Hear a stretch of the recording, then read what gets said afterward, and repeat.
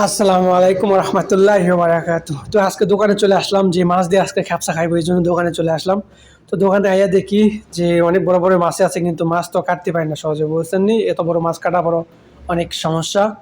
তো এই জন্য ভাবতেছি যে একটা তেলাপিয়া মাছ নিব। তেলাপিয়াগুলো 1 কেজির মতন রয়েছে, তো এই জন্য দেখি একটা তেলাপিয়া নিব না কি মাছ নেওয়া যায়। এই জন্য আমি 2-3টা ফ্রিজ চেক করে দেখতেছি যে কি মাছ নেওয়া যায়। তো লাস্টে এগুলো দেখার পরে দেখলাম যে এগুলো ছোট মাছ। মাছ আছে হলো অনেক রকমের মাছ আছে। তো আরেকটা দেখলাম, এখানে দেখি এগুলা মুরগি। তো এগুলা পাকিস্তানি মুরগি।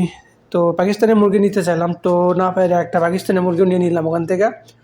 আর ভাবলাম যে এত বড় মাছ নিয়ে কী করবো, ওখান থেকে একটা তেলাপিয়া মাছই নিয়ে নিই। তো এখান থেকে একটা মুরগি আর একটা তেলাপিয়া নিয়ে দোকানদারের কাছে গেলাম। তো বললাম যে কত টাকা হয়েছে। তো অবশেষে দোকানদারের কাছে গিয়ে মুরগি আর একটা তেলাপিয়া মাছ নিয়ে সোজাসুজি রুমে চলে আসলাম। তো রুমে এসে মাছটাকে একটু হালকা ভিজায় রাখলাম, কারণ মাছটা বড়